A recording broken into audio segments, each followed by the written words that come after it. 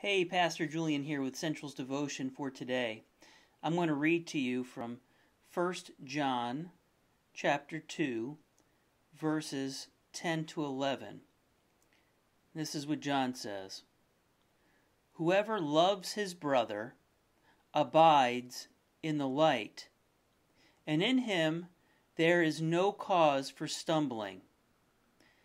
But whoever hates his brother is in the darkness, and walks in the darkness, and does not know where he is going, because the darkness has blinded his eyes. Whoever loves his brother abides in the light.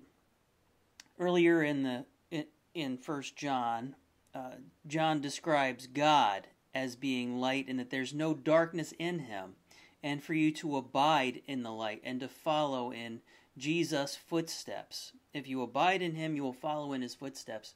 And so, whoever loves his brother abides in the light. Whoever loves his brother follows in the footsteps of Jesus.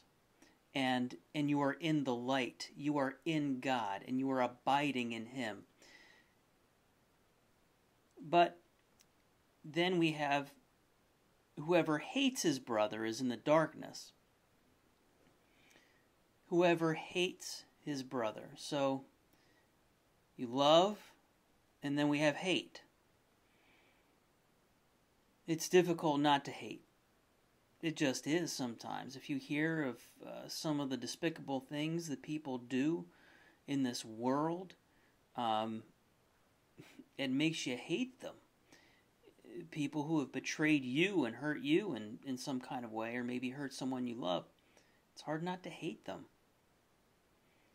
One thing I think you might notice is that whenever you do hate, whenever that bubbles up within you, whenever you feel the temptation and urge to hate, and you give in to that, you notice it doesn't feel good. It doesn't feel good the way that you might think it would. And it blinds you. It's how do you hate somebody and still be a Christian, be like, I love Jesus, everything's good, but I hate them? It clouds your judgment. That's what it says here, that you're walking in the darkness. You're no longer walking in the footsteps of Jesus. You're walking in darkness. Yoda has a great quote.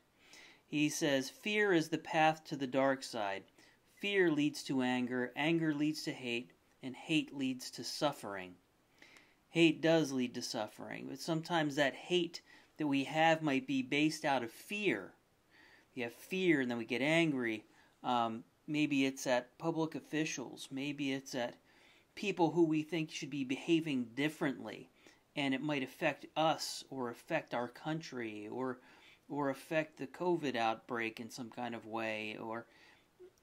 So there's fear, okay? And that fear leads to anger and hate. And I think you've seen that pattern going on for quite some time now in general with public. And you might be contributing to that. But hate leads to suffering. I think that is dead on. Not all fear leads to the dark side, there's all different kinds of fear. Unhealthy fear leads to the dark side, I would say. Yeah. And fear can lead to anger. That unhealthy fear can lead to anger, and then eventually hate, which leads to the dark side, and the clouding of your judgment in your eyes, and it distance you from God. You're no longer walking with him.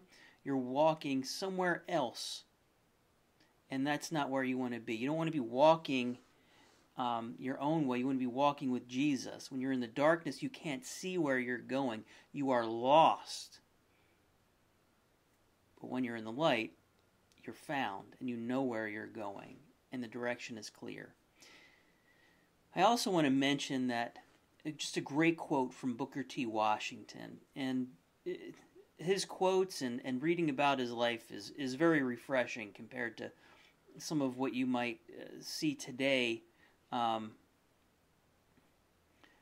with regards to some of the civil rights stuff. You might not be able to get on board with BLM, stuff, but if you read Booker T. Washington, it is refreshing.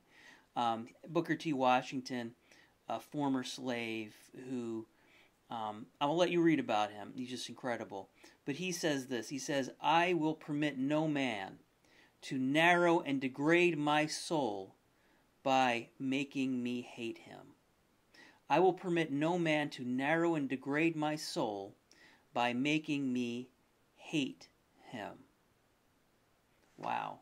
See, he's making a very stern, solid stand that I am not going to hate, no matter how hard the world tries, no matter how hard the evil one tries, no matter how hard people try, no matter how much they don't care, no matter how apathetic they are.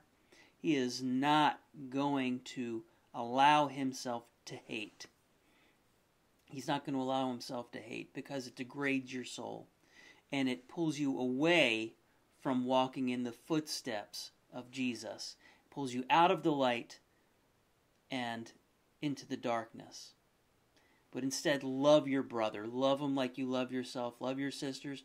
Love people like you love yourself. And walk in the marvelous light of Jesus.